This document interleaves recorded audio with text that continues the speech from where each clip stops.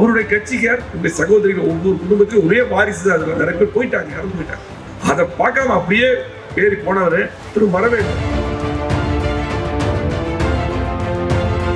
எனக்கு நடிகர் விஜய் நண்பர், அது வேற. ஒரு படம் ரிலீஸ் பண்ண முடியல, நான் தான் எடப்பாடி கூட்டு பண்ண முதலமைச்சர் கூட்டிட்டு போய் வீட்டுக்கு கூட்டு போய் படம் ரிலீஸ் பண்ணி கொடுத்தா, அது வேற. இன்னைக்கு நிறைய பேர் புதுதாக ஆரம்பிச்ச விஜய் கட்சிக்கு போடும்போது திரும்ப வர்றதுக்கு ரெடியா இருக்காங்க, பேர் சொல்ல வரல. நல்லவனாக மக்கள் நல்ல திட்டங்கள் தலைவனாக சொன்னார்.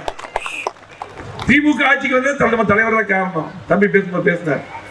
ஆகவே இன்னைக்கு பாத்தீங்கன்னா இன்னைக்கு விஜய் தன்னுடைய சொந்த கட்சிக்காரர் வர்றாங்க, கரூர் போறார், 41 பேர் செத்து விழுகிறாங்க. அவருடைய கட்சிக்கார் இந்த சகோதரிகள் ஒவ்வொரு குடும்பத்தையும் ஒரே வாரிசு தான். அதுல நிறைய பேர் போயிட்டாங்க, இறந்து போயிட்டாங்க. அதை பார்க்காம அப்படியே ஏறி போனவர் திரும்ப வரவே இல்லை. என்ன வேணாலும் இருக்கட்டும், உடனே மருத்துவமனைக்கு போயிருக்க வேண்டாமா, காப்பாற்ற வேண்டாமா? நிறைய பேர் உயிருக்கு போராட்டத்தை போய் பார்க்க முடியல, எப்படி ஏத்துக்க முடியும்? எனக்கு நடிகர் விஜய் நண்பர், அது வேற. ஒரு படம் ரிலீஸ் பண்ண முடியல, நான் தான் எடப்பாடி கூட்டு பண்ண முதலமைச்சர் கூட்டிட்டு போய் வீட்டுக்கு கூட்டு போய் படம் ரிலீஸ் பண்ணி கொடுத்தா, அது வேற, அது தனி. ஆனால் மக்களுக்கு இன்னைக்கு தலைவன் சொல்லிட்டு வரும்பொழுது மக்கள் உயிரினை காப்பாற்ற சொந்த கட்சிக்காரர் இன்னைக்கு பார்க்கல, எப்படி சரியா இருக்கும்? ஆகவே சிந்தித்து பாருங்க.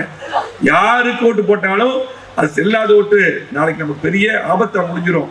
திமுக அவர்கள் மட்டும் இன்னும் 2 வருஷம் உயிரோடு இருந்தாருன்னா இலங்கையில தனியில் அமைஞ்சிருக்கோம். யாரு நிறைய பேர் பல கட்சிக்கு போய் திமுக போன வேறு திரும்பி வர்றாங்க.